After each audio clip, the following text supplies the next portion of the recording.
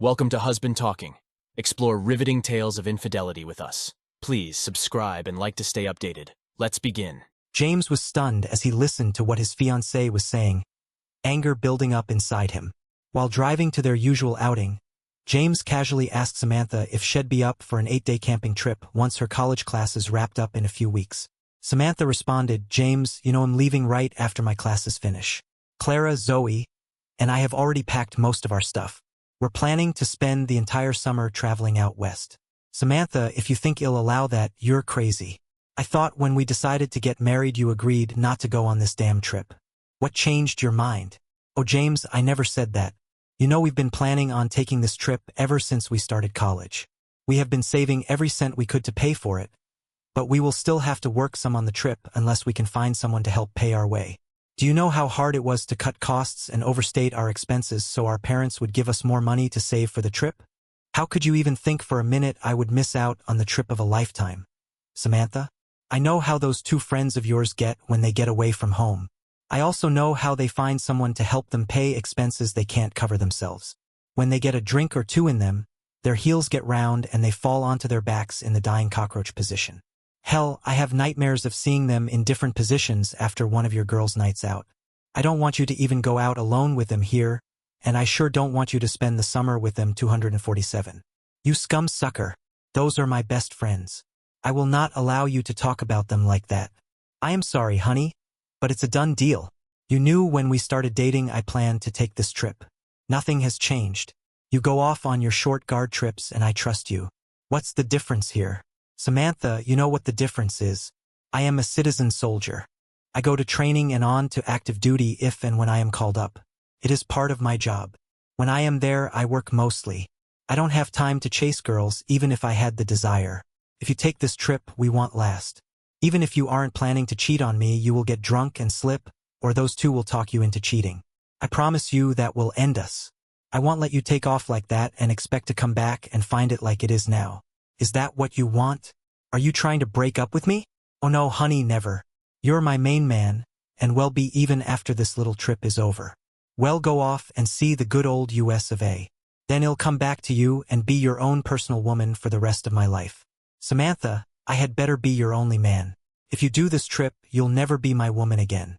I won't put up with you sleeping around and running around with those two. Oh silly, of course I'll be your woman. I told you I would come home and you'd be my main man. Now let it go. I don't want to talk about it anymore." The rest of the evening was a blur in James' mind. He knew he and Samantha went to the movies as they had planned, but he could not remember what the show was about or any of the rest of their conversation. He spent most of the time the show ran thinking about Samantha, her friends, and her insistence she go on their planned trip. He also thought about some of the statements she had made over the last year they had been dating. They held a certain amount of contempt for him and displayed her selfish attitude. James noticed with shock that the credits were streaming on the screen and people were leaving the theater. Samantha stood and took his hand to leave.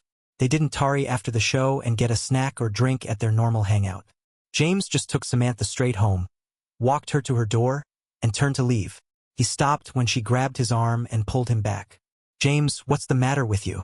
We didn't stop for supper and a drink like we usually do, and now you're just going to leave me at the door?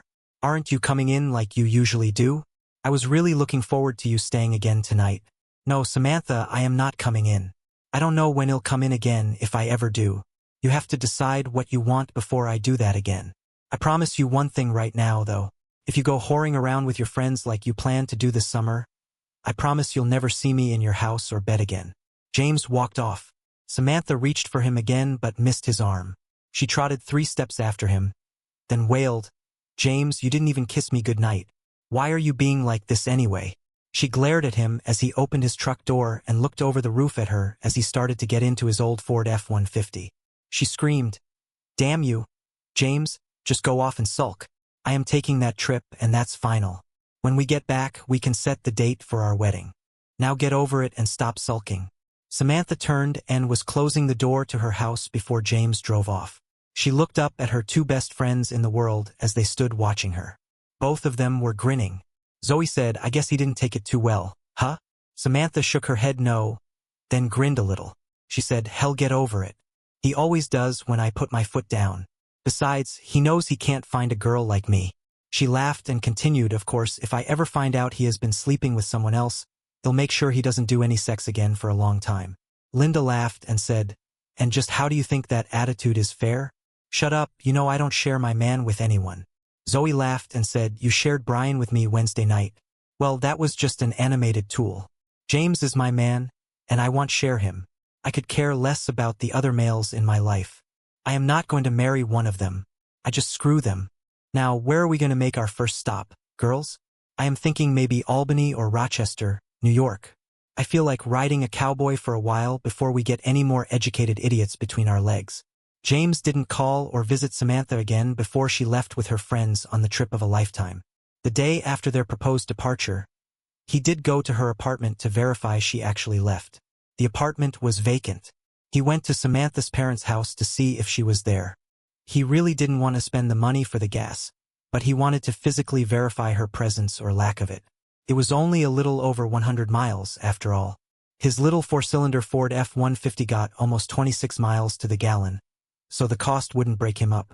Besides wanting to verify Samantha had indeed taken the trip, he needed to return all of Samantha's belongings she left in his apartment. He had no intention of ever seeing her again and certainly didn't want her personal possessions in his house any longer.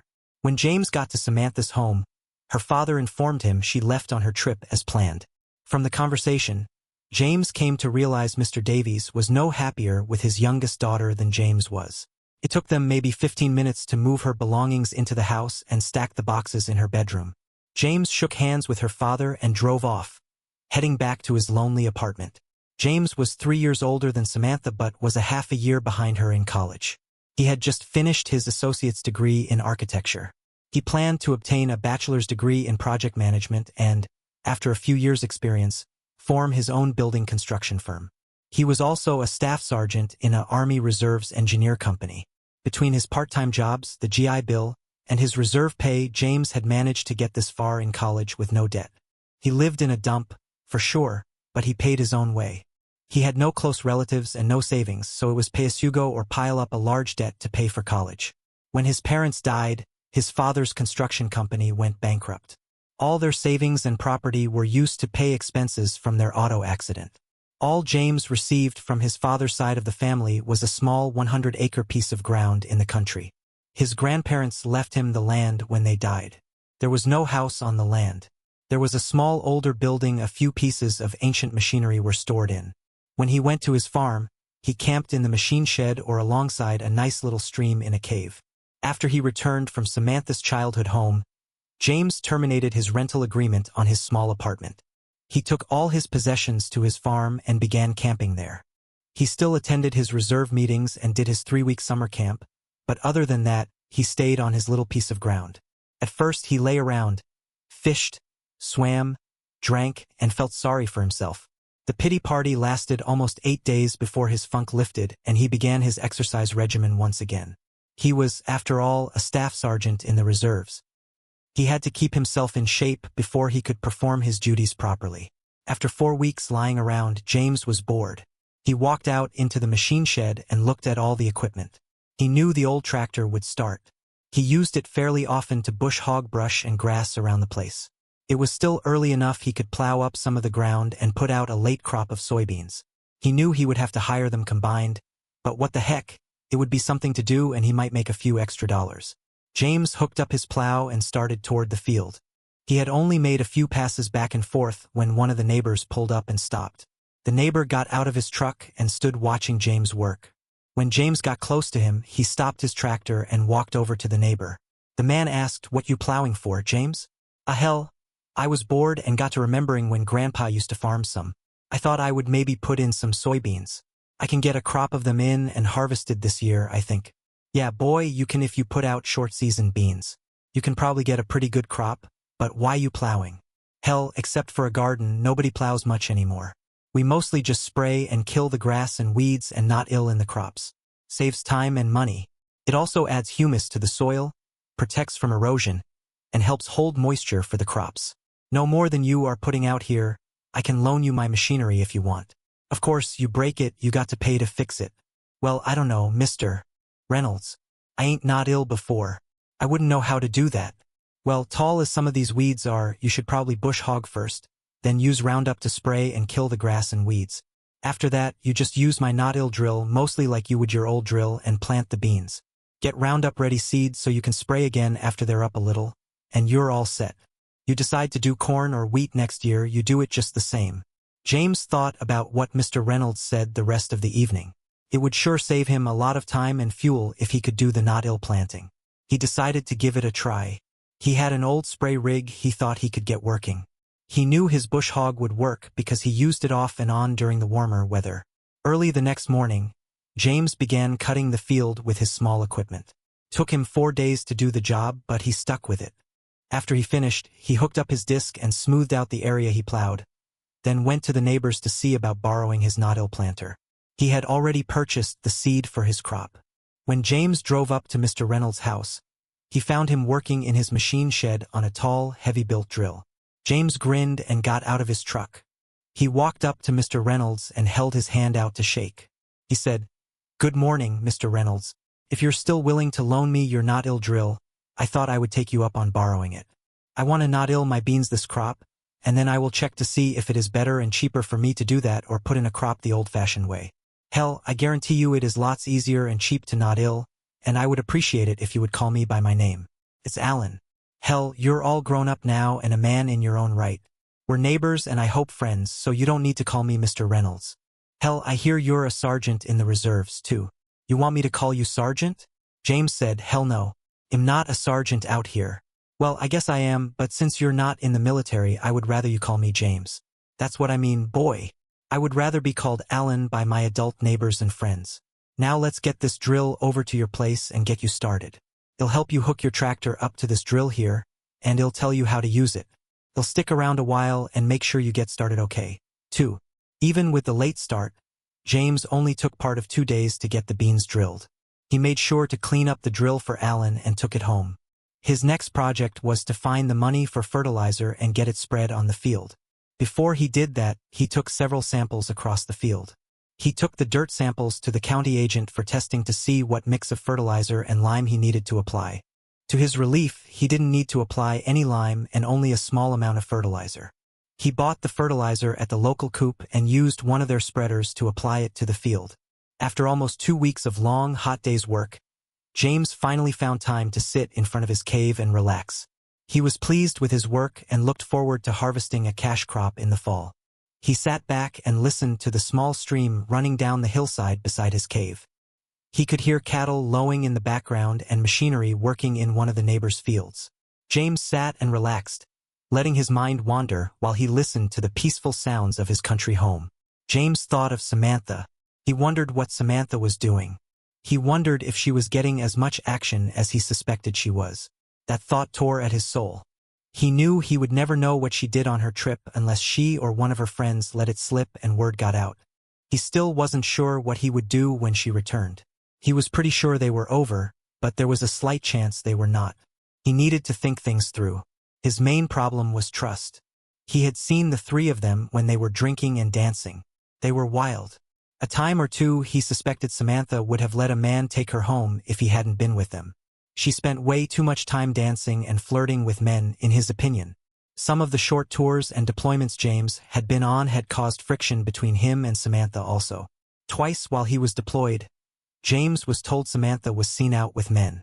She supposedly looked and acted as if she was on a date. His informants did tell him she was being way too friendly. During one deployment, a friend of his sent him a letter telling him of Samantha's adventures. He enclosed a pretty poor picture for him to see. A different friend told James after he got home that he personally saw Samantha loving up 3 different men at one time or another while he was in Afghanistan. James asked Samantha about the reports. Of course, she denied dating while he was gone. James chose to accept her and her friend's explanation of her actions, but a small kernel of doubt remained. He knew the friends who told him those things hated Samantha enough to only tell him the things that would make her look the worst to James. Still, where there is smoke, there is fire. James was almost positive Samantha had at least done some heavy petting and flirting while he was gone. But hell, almost everyone flirted from time to time while they were out partying. After a 6-pack of his favorite beer, James came to a conclusion about his life with Samantha. He just plain didn't trust her any longer. He wasn't even sure he still loved her. He was fairly sure if he loved her, the hurt from what he perceived as her cheating and taking the trip would have been greater. James wasn't even sure he loved Samantha enough to marry her even if she hadn't taken the trip. He was almost positive she didn't love him. At least he was positive she didn't respect him. Her actions and cutting remarks proved that. James decided to move on. He would not search Samantha out when she returned. He had no intention of returning to any of their old haunts, so the likelihood of seeing her by accident was small. He had only brought her to his farm once, and he believed she would not be able to find him here even if she looked for him when she returned. If she looked him up, he would play their reunion by ear. She would have a tough battle on her hands to ever get back together with him, though. As the summer progressed, James continued to work around his little place. If he wasn't doing something for the reserves, he worked on his farm or at least was on the farm. He turned a garage bay in his machine shed into a small workshop to work on his machinery. He plowed and planted a small garden to raise some of his food for the summer. Right now, he slept in the cave where it was cool. He knew he had to do something about the winter. If he went back to college, he needed to rent an apartment. If he didn't, he needed to figure out where he was going to live during the cold winter months. One day, James was once again thinking about school. He was tired of classes. He was happy here on his little farm and doing short tours for the reserves. He decided screw it, he was not returning to college in the fall. Then he began to think about living during the winter. He didn't want to go to town and try to find a place to rent. That would mean finding a job in town, and he really didn't want to do that. That, of course, meant he needed to figure out how to make a place tight enough he could spend the winter on his farm. James knew he could cobble something up in the machine shed, but he didn't like the location. He loved sleeping in his little cave. He was high enough above the stream he didn't have to worry about floods, and he could see a beautiful view from in front of the cave. He decided to use some of the old concrete blocks and stones to make a wall across the front of the cave. He already had electricity in the cave. One of the first things he had done when his grandparents left him the farm was run lines the 150 feet from the machine shed to the cave, so he would have lights in the evenings. The opening of the cave under the bluff was only about 30 by 15 or 20 feet. The front was about 10 feet high. He could pick up enough stone and blocks to wall that off easily. The floor wasn't perfectly level, but he could even level it out some with a little concrete in strategic locations. James decided he had a plan. Early the next morning, he went to town and made the few purchases he needed to get started. He ordered some sand and gravel to make the concrete and mortar. He purchased and took home his cement and some of the building materials he would need immediately. He ordered a good steel door for the front and 2 triple-pane PVC windows. He also ordered some lumber and metal roofing to make a covered porch for his little cave home. James snorted to himself and admitted you really couldn't call this a true cave. It was more like a large overhanging bluff. It was only about 30 feet deep, and the back 6 or 8 feet you couldn't stand in. James planned to close off the rear of his home where the wall would be 6 feet tall. He would put another steel door into the back wall so he could access the part he closed off. He would use the rear for storage if he needed it. The next day, his building material was delivered by Lowe's. As soon as the truck left, James began getting ready to work. The first thing he did after laying out his proposed walls was hammer drill holes in the rock and place rebar. He formed up and poured concrete to level the area he would build his stone wall on and the cave floor. While that was setting up, James measured out and poured a stem wall for his little porch. He was lucky that the drop-off in front of the cave only required a wall 30 inches high at its highest point. After the concrete was dry enough to remove the forms, James hauled in river gravel to fill in under his porch floor. Then he mixed and poured the concrete for the 30 by 12-foot porch in front of his little cave home. All this work took him 8 days to complete. It would have taken even longer if he hadn't had a front-end loader on his small 45 horsepower tractor. The day James began mixing and pouring the concrete porch floor, his neighbor across the small stream began cutting the field for hay. When James rested, he would sit and watch the tractor go around and around. He had never seen anyone cut hay as fast as they were cutting. He couldn't recall ever seeing the man on the tractor either. He wondered if it was a custom operator or hired help. That afternoon, after the field was cut, the tractor drove to the stream and stopped just across from where James was working. The operator got off the tractor and limped toward the stream. As they walked, they took off their shirt. When beside the stream, the operator stopped and removed their shoes, then dropped their long pants. James stared in surprise. The tractor operator was a very pretty woman. She looked over at James for a moment, then moved into the stream and dunked herself in the small deep hole. The deep part of the stream where the woman was trying to swim was not really large enough to swim in. It was maybe 12 feet across and 15 feet long. At its deepest point, it was chest-high and shallower from there. After she had gotten completely wet, the woman lay on her back and just floated in the cool water. James found himself watching instead of working. Finally, with a small shake of his head, James turned back to his work. For the next 30 minutes, James mixed concrete in his small electric mixer and poured it onto his new porch floor. He figured he needed 3 or 4 more mixers full, and he would be done for the day. When he heard movement, then a voice said, "Hello, I'm Isabella Morgan. I know it's none of my business, but what the heck are you doing to the old cave here?" James said, "Nice to meet you. I'm James Mitchell. I've decided to turn the front part of the cave into my house. I'm pouring the front porch right now. I really need to keep working until I get the concrete poured. I'm not being rude, I just can't let the concrete get too dry, or it won't set up right on the new pour." "Cool. I always used to like to play around in the cave when I was a girl and we came down to swim. You mind if I look around for a minute or two?" "Nah, go ahead. I'm almost finished here. Then I'm going to clean up and jump in the creek myself. I'll even wear clothes this evening since you're here." Isabella turned and looked at him when James said that. She saw he was smiling and said, "Well, I hope so. I would hate to have to use my official U.S. Army combat training on you." "You're in the Army?" "I am a staff sergeant in the reserves. I've been in a little over 6 years now." "What's your MOS, military occupational specialty?" "I'm not in the Army now. I guess you noticed I don't walk like I should." "Sergeant Isabella Morgan, U.S. Army retired would be more accurate for me, I guess. I was a medic and got a little bunged up on a mission. They sewed me back together, but as you can see, I can't get around as well as I need to, so they put me out to pasture. Now I am helping Dad and Mom on the farm while I try to decide what I want to do with the rest of my life. I never had much interest in college, and there aren't many jobs around here, so I am just helping the folks until I decide what to do. I may go on and get my EMT certificate and try to get on with the ambulance district. I sort of enjoyed being a medic. How about you?" "About the same as you, I guess. I already told you I'm a staff sergeant in the reserves. I've been on 2 deployments and I take all the short tours I can get. I plan to make the reserves my career. I got my AA degree at the junior college, but I don't want to go on. This 80 acres was Grandpa's and I inherited it from him when he died. I was lucky he lived longer than my dad. Everything Dad and Mom had went to pay their bills after they died in a car wreck. What you see is all I have in the world, and I am fine with that. I plan to live here in my cave like a hermit, grow whatever I can on the farm, and take all the short tours I can get from the reserves and then retire. That's it? Just you and your little piece of ground? Don't you ever plan to get married or anything?" James laughed and said, "Well, I was planning on getting married and doing the old 9 to 5, but she decided she wanted to run around with her girlfriends instead of me, so we split. She's somewhere out west now, drinking and screwing around, I suppose. Yeah, it would be nice to have a woman, but it's not real high on my priorities right now. If I find one, then we'll have to see what I do later." James and Isabella visited for several more minutes.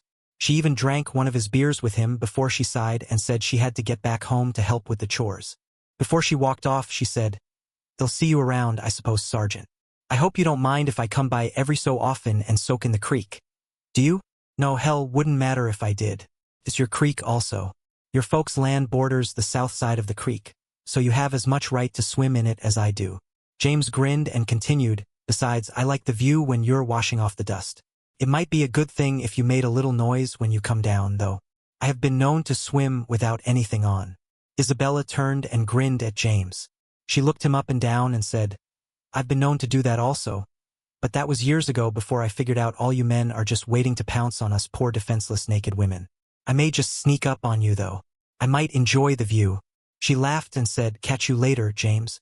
2 days later, Isabella was back. This time she was raking the hay into windrows in preparation for baling it. After she completed that hot, dusty job, she once again drove down beside the small stream and stripped to a bathing suit. James had completed the short wall in the back of his cave by then and was working on the front wall. He had been watching her off and on as she worked. After he used the mortar he had prepared, he put his tools in a water bath and walked to the stream where Isabella was floating. James took off his shoes and waded out into the stream carrying a pool noodle. When he was in the deepest part, he floated on the noodle and said, "Afternoon, Isabella. Mind if I join you for a while?" Isabella smiled and said, "Not at all. How's it going, James?" The two young people visited for several minutes. Then James decided he needed to return to work. He invited Isabella up for another beer before she left. Those 2 days seemed to set a precedent for the rest of the week. After Isabella finished her day's work in the field, she would meet James at the swimming hole and they would talk. After she finished her swim, she went to James and had a beer or two with him and looked at the work he had accomplished while she had been gone. James' little home took shape rapidly. He had a 2-level floor inside the cave room. He even managed to pipe in water from the old well and set up a bathroom inside. He had a hell of a time breaking out enough rock to get the water lines and drain lines deep enough they would not freeze, but he was proud of his accomplishments when he was done. The room under the natural rock was 24 by 15 feet. His bed was in the far rear of the small room. He built a small kitchen area on one side of the front and a sitting area on the other. His bathroom was behind the kitchen area. James was happy he had placed a small wood stove in the room for winter heat.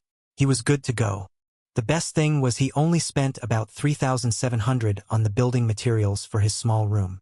After the hay was up, James did not see Isabella as often as he had when she was working across the stream from him. She still came to the swimming hole at least twice 8 days throughout the hot part of the year, though. To his surprise, James found himself looking forward to seeing her. He was disappointed when she did not show up. Finally, on a Wednesday when they were floating in the stream drinking a beer, James asked her out. Isabella looked at James in shock when he asked her for the date. She said, "You're kidding, right?" James' feelings were a little hurt when she said that. He said, "No, I wasn't. I was serious, but if you don't want to go, fine. I just thought we could go out and have some fun. I am sorry I suggested it." Isabella saw the hurt in James' face and said, "Hey James, I didn't mean to upset you. I was just surprised, is all. You've never given me any indication you thought I was anything except a beer-drinking buddy. Besides, I am a shot-up soldier. I can't dance and have trouble walking. My scars are hideous. I've not had a date since I was wounded, and you just surprised me. Okay? If I didn't piss you off totally, yes, I would like to go out with you. Okay?" James found himself smiling. He said, "Great, but you've got it all wrong, Isabella. You may be shot up and have scars, but anyone who can't see what a great person you are doesn't deserve a date with you anyway. I just enjoy being with you. I don't give a rat about the scars, and I never like to dance anyway." James was not the most observant person, but then what man is when it comes to women? He really didn't notice the way Isabella's eyes and face lit up when she heard him tell her he enjoyed being with her for her personality and inner beauty rather than her now damaged exterior. She felt her heart flutter when he said what he said. She could tell from the tone of his voice and his facial expression that he meant every word too. She felt her spirit lift higher than it had been since her injury. She wasn't in love with James, but she was well on her way after that statement.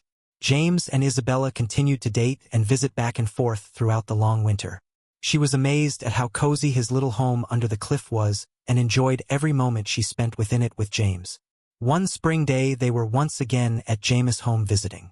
They were sitting on the front porch watching a typical spring thunderstorm when the wind began blowing much harder and the sky darkened horribly. They heard a loud roaring, and his porch roof began rattling. James watched in amazement as the roof began flexing. The rain was coming down almost sideways and blowing all the way across his porch. All at once, he understood what was happening and grabbed Isabella. He began dragging her toward his front door and shouted, "Tornado! Come on, hurry, we need to get inside under protection." James didn't stop when they got into the main room of his little home. James pulled Isabella to the back and into the small room he used for storage of his root crops and other bulk items. They closed the door and sat on the floor. After the door closed, they could barely hear the roaring of the storm. Soon they heard a crash of breaking glass. Then shortly thereafter, an eerie quiet descended on James' little farm. James waited for another 10 minutes. Then he opened the door into his home and allowed Isabella to follow him out. One of the front windows had been broken, and part of the porch roof was thrown through it. Rain and debris had blown into the room. His bed was damp but not horribly wet. The porch roof was gone, torn away by the wind. James walked out into the now softly falling rain and looked toward his machine shed. Too was gone. Some of the roof had fallen on his machinery. Many of the beautiful trees around his home were damaged, some uprooted. Isabella came to James and wrapped her arm around his waist. She leaned her head on his shoulder and said, "Oh, James, I am so sorry. Come on, let's see what the damage is." They first walked toward the shed. When they turned around the corner of the bluff the cave was in, they saw both their trucks. There was some damage from debris hitting them, and Isabella's front windshield was cracked and starred from a hit in the center by something large and heavy. Both vehicles appeared to be operable, however, even if Isabella's truck was not legal to drive with the damaged windshield. They walked on to the damaged machine shed. Much of James' machinery was bent and damaged from the building falling on it before blowing away. Some of the smaller pieces were rolled around the barnyard. He would have to clear the wreckage off before he could determine if it was damaged enough to be inoperable. He also had a lot of trees to cut and storm damage to repair. It was obvious, however, that this had not been a terribly strong tornado. James' machine shed was blown down more than blown away. Sure, some of the metal siding and roofing was completely gone, but much of the building was lying on top of the machinery stored inside. Isabella and James walked up onto the top of the bluff over the cave home and observed the storm's path. Isabella gasped and grabbed James' arm. She hysterically said, "James, it looks like the storm hit our farm. The house and barns are all damaged. I have to get home and check on Mom and Dad." She took off running or hobbling as fast as she could toward her truck. James ran to catch up to her.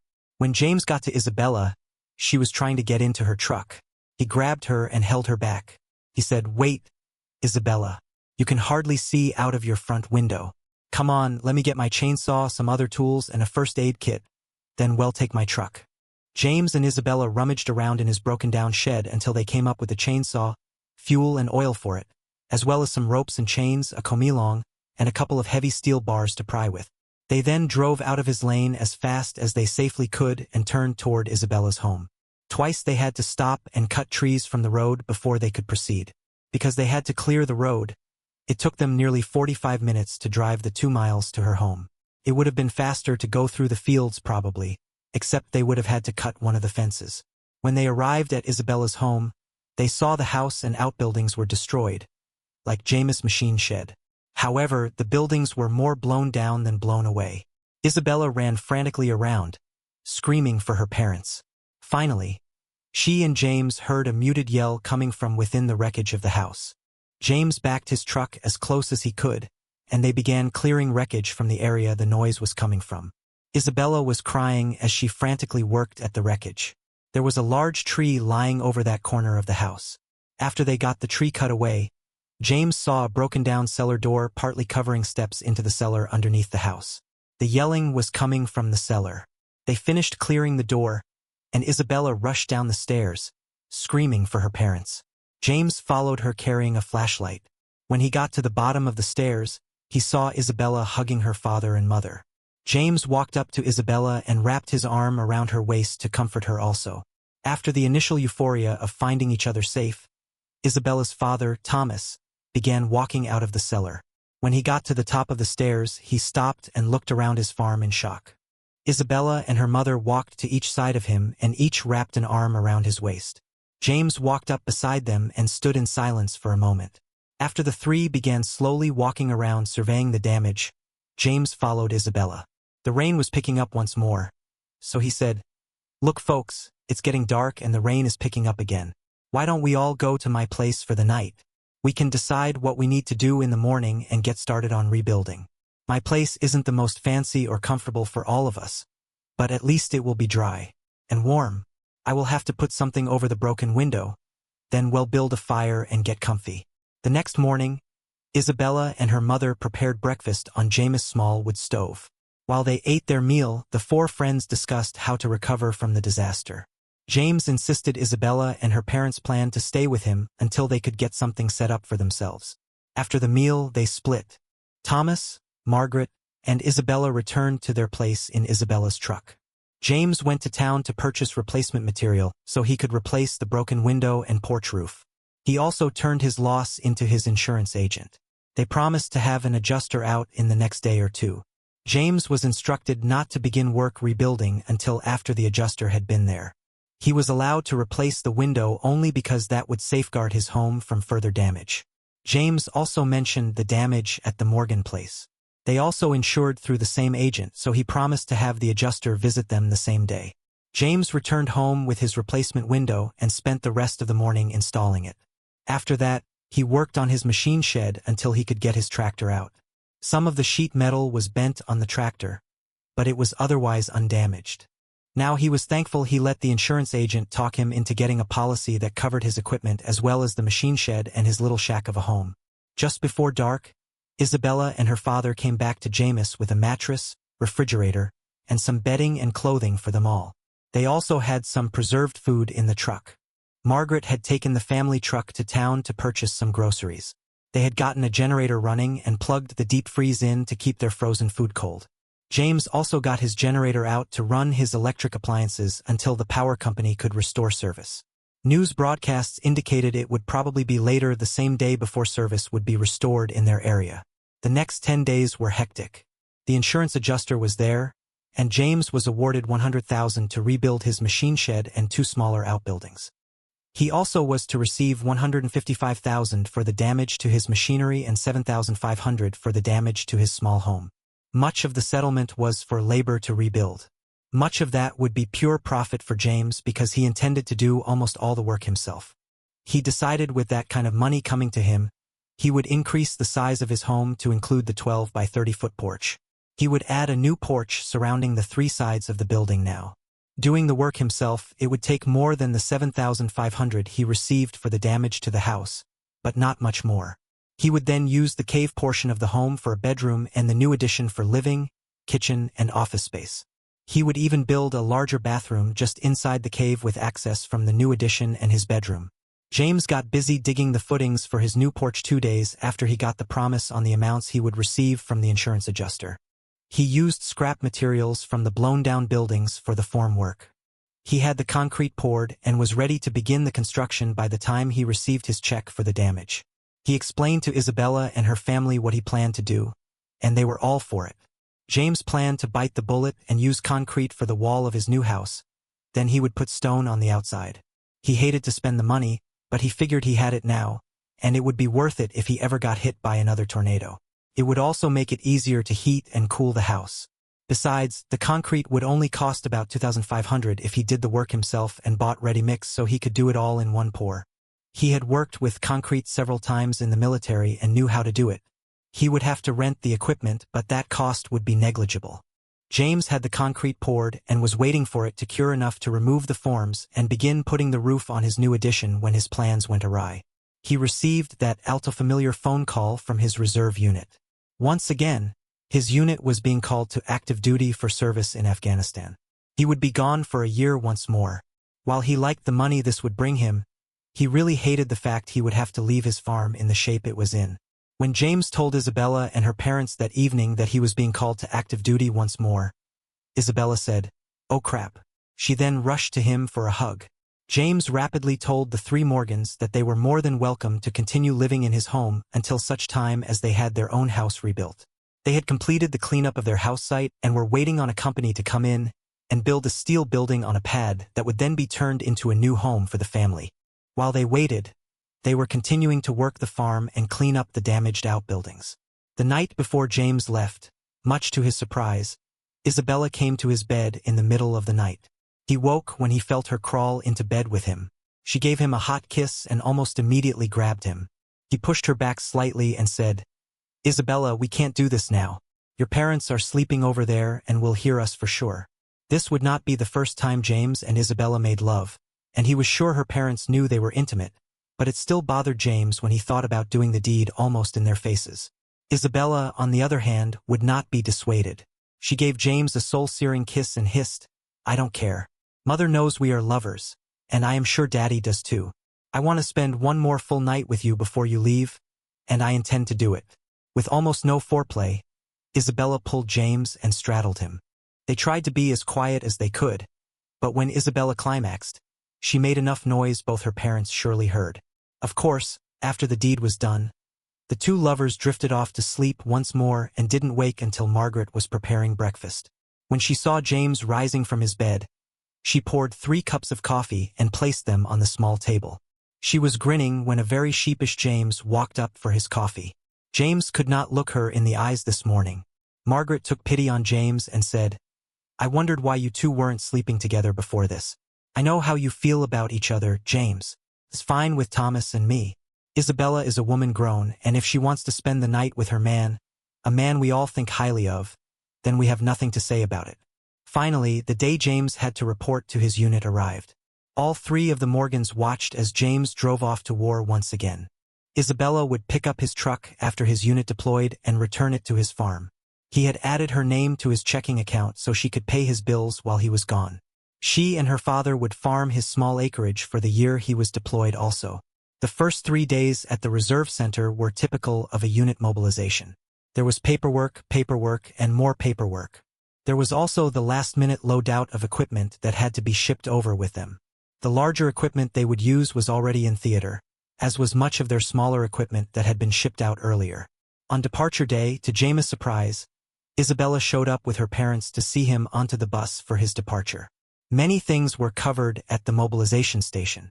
Medical and dental checks were done on all deploying soldiers. Personnel files were updated. There were legal and other briefings as well as some concentrated training and weapons qualification. James made use of the legal update this deployment. He made a will leaving all his belongings to Isabella. He never told her about his decision. After 4 weeks at the mobilization station, James' unit of combat engineers was loaded onto aircraft and flown to Kuwait for a short acclimatization period before moving in country to relieve the engineer unit they were replacing. This replacement took place over a 30-day period. Then James' unit was solely responsible for engineer functions in their assigned area in support of local, Allied, and U.S. forces. James' unit arrived at the beginning of the local summer. By the time midsummer arrived, he was suffering through 130°F temperatures. It was miserably dry and dusty. They worked long days and many nights doing everything an engineer unit did. They did route clearance, built schools, roads, and other structures. They were shot at, cursed at, and always overworked. James loved it and hated it. Many days he took the opportunity to phone back home and talk to Isabella. The Lord began to work its way into the conversations. James found himself thinking of her more and more often. He wondered if he did really love her or if she was just a good friend, a sex buddy. He felt a deeper connection with her than he ever had with good old what's-her-name, Samantha. They were almost 3/4 through their deployment when disaster struck. The unit was working on a road out in the mountains when the terror attacked. After almost 30 minutes of constant fighting, James' platoon sergeant was hit. James was the next senior sergeant and found himself thrust into the job. To his credit, he took very little time in settling into the job. He had just become fully cognizant of the location of all platoon members when the platoon leader was also hit. Now James was in charge of what remained of an engineer platoon fighting for their lives. James saw a decrease in the level of fire in one sector he was responsible for and led an attack on the positions of the terrorists. He and 13 of his remaining soldiers moved into the breach and began working down the line of the attackers. The support requested when the contact report was sent finally arrived. The attack helicopters concentrated their fire in support of James and his men. Within 10 minutes of James' counterattack, the terrorists were routed and began withdrawing in defeat. By the time the reinforcements and relief force arrived, all that was left was the mopping up and treating of wounded before evacuation. James was left in the position of platoon sergeant after this action. He turned out to be not only gifted and highly competent in combat but a superb platoon sergeant in the other aspects of his job. By the time he returned home, he had been promoted to platoon sergeant E7. He was awarded the Bronze Star for his leadership during the terrorist attack. Finally, the day all deployed reservists longed for arrived. They were replaced and returned to the United States, where their unit was demobilized for return to home station. As has become normal in many towns when their Army Reserves or Reserve unit returns from deployment, James' unit was met by throngs of happy friends and family when the plane landed. To James' surprise, Isabella threw herself into his arms when he made his way into the crowd, hoping to find his truck waiting for him so he could return to his small farm and relaxing surroundings. James almost fell when Isabella launched herself into his arms. She wrapped her legs around his hips and her arms around his chest and locked her lips onto his. "Oh, James, I've missed you so much. I am so happy you're home," she said. "Come on, I've got your truck. What do you want to do first? It's almost noon. I would really like to get some good food. What they served us was fine, but I want to hit all my favorite restaurants as soon as I can." I've missed pizza and good steaks more than anything, I think. Right now, though, I would like to have a pizza from the Mario's Pizzeria. It was one of my favorite places when I was going to college here in town. I've dreamed of one of their homemade pizzas almost since we got to Afghanistan. After that, I just want to go home and sleep for 24 hours, then I want to eat some more. When they arrived at the Mario's Pizzeria, they took James' favorite table. James and Isabella were talking to each other and holding hands across the table when a very pregnant waitress walked up. She pulled her order pad from her pocket and turned to take their order. When her eyes hit James, she dropped her pad and turned white. Then she almost yelled, "James, oh my God! I've been looking all over for you. Honey, where have you been? So good to see you again. I've really missed you." She leaned down and tried to hug and kiss James. James looked up and saw Samantha. He jumped back to avoid her attempted hug. It had been over 2 years since they broke up, and she was the last person he was thinking about. He said, "Hello, Samantha." He glanced at her pregnant stomach and continued, "I see you found another boyfriend? Or is that a result of your running around with the skanks you call friends?" Samantha left in tears and disappeared into the kitchen. Soon another waitress came to their table and requested their order in a surly manner. James was almost afraid to give it to her for fear they might do something in the back to damage the pizza or make it unsafe to eat. Somehow, Samantha had been known in the past to do things like that in fits of anger to get her perceived revenge against some slight. He looked at Isabella and said, "You know, I think maybe we should just leave. I have lost my appetite after talking with your friend in there." Without a word, Isabella stood and waited for James to rise also. She stepped to him and gave him a kiss, then said, "Honey, I have to use the restroom before we go. It'll just be a minute." The waitress glared at Isabella, then stomped back into the kitchen. James stood beside the front door waiting on Isabella. After a few minutes, he heard voices raised in anger coming from the back of the restaurant. They seemed to be coming from the hallway to the restrooms. He moved so he could see down the hallway and saw Isabella and Samantha facing each other. Their faces showed their anger, and they were talking animatedly. James walked toward the women. He was about halfway across the floor when he heard Samantha say, "I still want to know what you're doing with my fiancé, you crippled up little bitch. I heard his unit was called up, but now that he's back, I intend to marry him, so you need to just back off." Isabella laughed and replied, "Honey, he wouldn't marry you after what you've done to him if you were his last chance for matrimony. I can't believe you were so damn stupid that you would leave his arms and bed to play around with your skanky girlfriends for a summer. I know he promised you that if you did that, he would never be your man again. What's the matter, didn't you believe him?" Isabella looked at Samantha's baby bump and continued, "What happened? You need a papa for your little scumsucker, and when you saw James, you thought you could talk him into filling the bill? I wonder if this is the only little scumsucker you have. Did you maybe find another one on your little slut trip? Now I suggest you just trot back into the kitchen and hide or get back to work. My man and I are leaving, but before I go, I want to leave you with a little advice. I am a retired army sergeant. I learned how to handle little bitches like you when I get pissed off. I can guarantee you don't want to piss me off. It would piss me off royally if I thought you were trying to steal my man. You had your chance and you blew it. Now get over it and find another one." Isabella turned and walked toward James. When she reached him, she blushed slightly and wrapped her arm in his. She looked up at James and said, "I am sorry you heard that, James.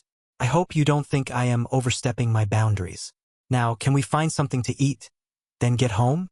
All at once, I really want to get out of this town." When James turned down the lane to his house, Isabella became really animated. She was almost bouncing on her seat. To James, her expression looked like a mixture of excitement and fear. Finally, just before they came into sight of his yard, he asked, "Isabella, what's the matter with you? Why are you looking so nervous all at once?" "Well, you know how you gave me authority to write checks on your account to pay your bills while you were gone. I sort of spent a lot of your money, and now I am afraid you might be a little upset about it. Dad and Mom thought it was a good idea, and I guess we just talked each other into doing it. I'm sorry if I did wrong." James was watching Isabella, trying to decide just what she had done that she thought would upset him.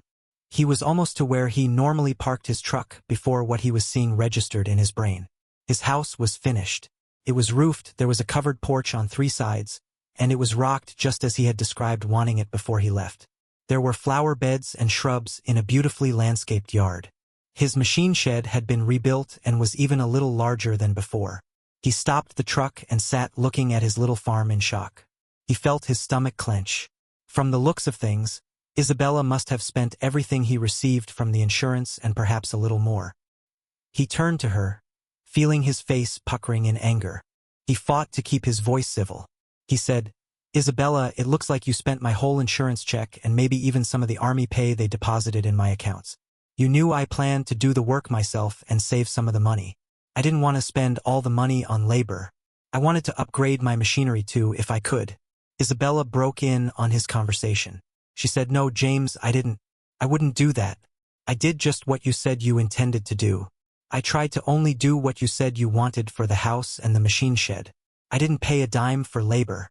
Everything here was done by Dad, Mom, and I, or free by some of our friends and neighbors. A lot of the neighbors pitched in to help our local hero. Come on, I want to show it to you. I know you'll like it. Please don't get pissed off until you see it." Isabella pushed James toward his truck door. After they were outside, she grabbed his hand and pulled him toward the house. She rushed to the door and waited for him to enter the room built on the slab that had been his first front porch. She walked to his desk and pulled his bankbook from it. She handed it to him, then turned the computer on. When the computer was booted, she loaded Quicken and showed him a report of all the expenses for the rebuilding she had authorized. James was shocked at the balance shown in his accounts. Isabella had only spent about half what he estimated it would have cost to do the work himself. He sat on his desk chair and clicked his way through several accounts and pages of the reports. He turned to Isabella and said, "How did you do that? You only spent a little over half what I thought. Materials would cost to finish the job." Isabella smiled and said, "Well, I sort of worked a deal with some of the suppliers. We got a lot of the materials at dealer cost or a deep discount because of your service. We told the dealers you were deployed in Afghanistan and we were rebuilding your farm buildings that were damaged in the tornado before you were deployed.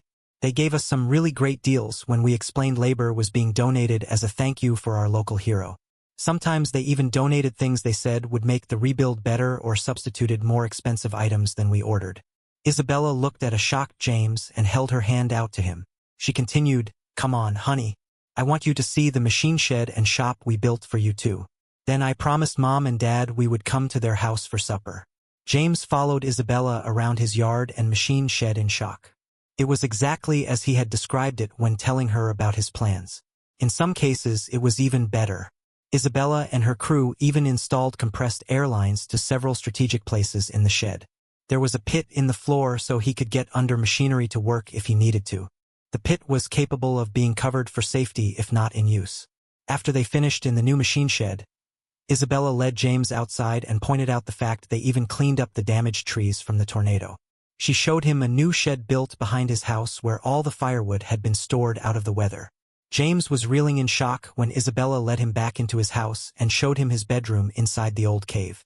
She gently pushed the door closed and turned to James. She moved to him and wrapped him in her arms before giving him a kiss. At first, the kiss was gentle, then it became more demanding. James felt Isabella's tongue moving into his mouth. She plastered her body to his and moaned. He moaned and began gently caressing her body. Clothing began flying, dropping onto the floor haphazardly. James and Isabella collapsed onto his large bed. James' mind was reeling. He was lost in a morass of lust. His entire universe consisted of the beautiful creature receiving pleasure from him and giving him pleasure back. They moved together, they had wild sex. James leaned down and kissed Isabella, then collapsed to the side with a sigh. He lay on his back and pulled her to his naked and rapidly cooling body. She laid her head on his shoulder and threw her injured leg over his thigh. She then pulled him to her. Isabella looked at James' face and sighed, then whispered, "I've missed you so much. I love you, James. I was so worried about you while you were over there." James moved his head slightly and gave Isabella a gentle kiss. He whispered back, "I love you too, Isabella. After seeing and feeling what I have with you, I am sure I never loved Samantha. I don't think I even knew what love was until I met you. Before you had that field baled and the hay hauled, I think I loved you more than I ever did Samantha. I love just being with you, sitting quietly or loving or working. It doesn't matter. Anything I do with you is better than anything I do without you or with others." After a short nap, James rose from his bed. He quietly moved out from under Isabella to head to the bathroom. When he got finished, He walked back into the bedroom to find Isabella missing. He turned and walked into the main part of the house and found her in the kitchen preparing coffee. Isabella looked up at James and smiled. She said, "Why don't you go out on the porch and enjoy the morning while I finish the coffee? Honey, I'll bring you a cup when it's finished." James did as Isabella suggested. He sat and watched the sun come up over the trees. He could see the rays of light lancing through the fog rising from the stream. He felt himself relaxed as he listened to the neighbor's livestock and the birds. James was surprised when Isabella walked up and handed him his coffee. She was naked as he was. She smiled down at him and moved to a chair beside him. To his surprise, she pulled the chair toward the edge of the porch and sat in it facing him. She started teasing him. She looked in his eyes and smiled. Isabella smiled at James again and licked her lips after she had her first swallow of coffee. She smiled once again and said, "You see anything you like here, soldier man?" James grinned and said, "Oh yeah, I've really missed looking out over the stream at your folks' hayfield." Isabella looked shocked for a moment, then grinned back at him and muttered, "You old hoe. I ought to go in and get dressed. That teach you a lesson, I bet." "No, there's no need to do that. I do see some other things worth looking at now that you mention it." James leered at Isabella and very obviously looked at her. "You know, it's dangerous to tease a man who's been without sex and in the wilds of Afghanistan as long as I have been. Could go really hard on you, you know." Isabella laughed and said, "I sure hope so. I think we need to drink our coffee and reintroduce them to each other before we have breakfast and go over to the folks' place." After a robust reintroduction, James and Isabella took a little nap before she prepared, and they ate what James referred to as a real breakfast. Isabella made biscuits, ham and eggs, and hash browns. Of course, there was more coffee to go with the meal. She quickly loaded the dishwasher before they threw on their outer clothes and took off for her parents' home. They arrived just as Thomas and Margaret were sitting down to lunch. Margaret looked up when the young couple walked into the kitchen. She jumped up and began setting 2 more places at the table for them to eat. Isabella looked guilty and said, "Don't do that, Mama. We just finished breakfast about 15 minutes ago. Neither one of us is hungry." "Isabella Morgan, whatever were you doing that you made James wait until noon for breakfast? I thought I raised you better than that." Thomas snorted and then laughed. Margaret turned a glare at him. Then she blushed. She looked hurriedly toward Isabella to see her covered in a deep blush. Her mouth dropped open in shock. Then she too turned deep red. "Oh," she whispered. She rapidly turned to her lunch and began eating. Isabella moved to the cabinet and took out 2 glasses. She put ice in them, then filled them with iced tea. She walked up to James and handed him one. Before she stepped back, she gave him a quick, gentle kiss. She sat at the table beside her mother and stuck her left hand out over her mother's plate. Margaret looked down at the hand, then squealed. She grabbed Isabella's hand to steady it while she looked at the engagement ring. After her parents finished their lunch, Isabella helped her mother clear the table and do dishes. Thomas took James out to sit in the yard and visit. James and Isabella took a load of her belongings back to his home when they left that day. They continued to work his little 100-acre farm. He stayed in the reserves. Additionally, they helped with the work on Isabella's parents' farm. As the years progressed, they took over complete operation of both farms. After their second child was born, the 2 families traded homes, and Thomas and Margaret lived in James' old cave home until they both passed away. James retired from the USAR after 40 years as a command sergeant major. His and Isabella's youngest son continued to operate the combined farms in their turn. James and Isabella moved back into the cave home and let their son and his family have the larger main house. During his life, James made and kept 3 major promises. He promised Samantha if she left to play around, he would never be in her bed again. He promised to love, honor, and cherish Isabella until death did them part, which he did. He promised her father that he would care for his daughter, which he did. Thanks for watching. Do you think James made the right choice in moving on from Samantha? Let us know in the comments, and don't forget to like and subscribe.